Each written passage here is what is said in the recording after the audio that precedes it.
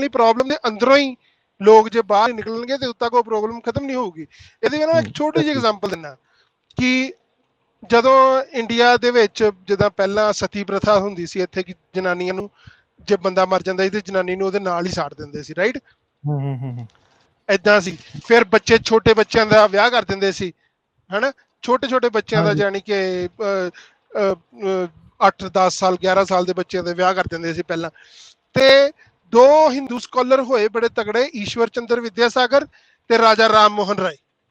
ਅੱਛਾ, ਹਾਂ ਹਾਂ, ਇਹ ਜ਼ਾਹਿਰ ਗੱਲ ਹੈ ਹਿਸਟਰੀ ਦਾ ਮੈਨੂੰ ਤਾਂ ਨਹੀਂ ਪਤਾ, ਜ਼ਾਹਿਰ ਗੱਲ ਹੈ ਇੰਡੀਆ ਦੀ ਹਿਸਟਰੀ ਦੱਸੋ। ਹਾਂਜੀ, ਇਹਨਾਂ ਦੋਨਾਂ ਨੇ ਕੀ ਕੀਤਾ, ਇਹਨਾਂ ਨੇ ਜਿਹੜਾ ਈਸ਼ਵਰ ਚੰਦਰ ਵਿਦਿਆਸਾਗਰ ਸੀ ਉਹਨੇ ਜਿਹੜੀ ਸਤੀ ਪ੍ਰਥਾ ਨੂੰ ਖਤਮ ਕੀਤਾ ਆ ਕੇ, ਤੇ ਜਿਹੜਾ ਰਾਜਾ ਰਾਮ ਮੋਹਨ ਰਾਏ ਸੀ ਉਹਨੇ ਬੱਚਿਆਂ ਦੇ ਵਿਆਹ ਇਹਦੇ ਖਿਲਾਫ ਐਕਸ਼ਨ ਲਿਆ।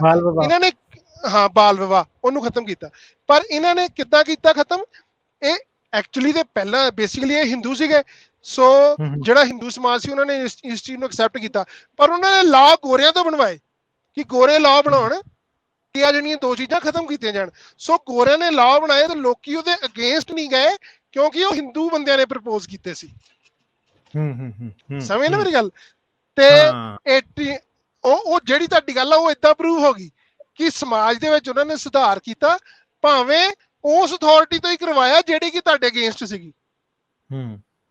ठीक है ना? ਹੁਣ कई लोग कह रहे हैं कि भाई पंजाबी यार इस भाई को ना हिंदी सही नहीं आती, ठीक है, तो इसलिए फिर थोड़ी देर आपको नहीं, it's what I can speak in English, I mean you know. चलो ਜੇ ਤੁਹਾਨੂੰ ਪੰਜਾਬੀ ਸਮਝ ਆਉਂਦੀ ਤਾਂ ਮੈਂ ਅੰਗਰੇਜ਼ੀ ਬੋਲ ਦਿੰਦਾ, ਪਰ ਪੰਜਾਬੀ ਸਮਝ ਲਓ, ਕੋਈ ਗੱਲ ਨਹੀਂ। ਹਾਂ, so the other thing that went against the British was the revolt of 1857.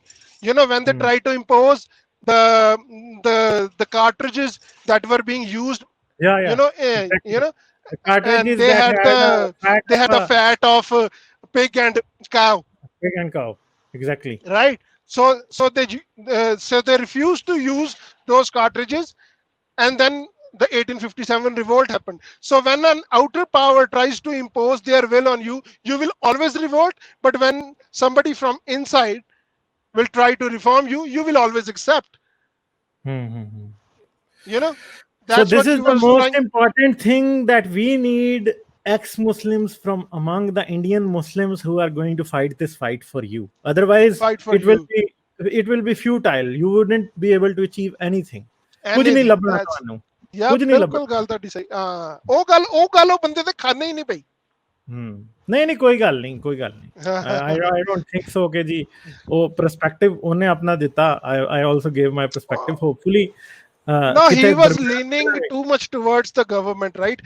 His whole motive was to protect the government. So he was trying to protect the government, not to understand your point. ਸਾਹਿਬ ਕਹਿ ਰਹੇ ਨੇ ਪੰਜਾਬੀ ਬੋਲੋ, ਹੁਣ ਛੱਡ ਦੋ ਅੰਗਰੇਜ਼ੀ। ਛੱਡ ਦੇ ਆਪਾਂ ਤੇ ਪਹਿਲਾਂ ਹੀ ਛੱਡੀ ਬੈਠੇ ਹੈ। ਬਸ ਠੀਕ ਹੈ, ਹੋਰ ਤੁਸੀਂ ਕੀ ਗੱਲ ਕਰੋਗੇ?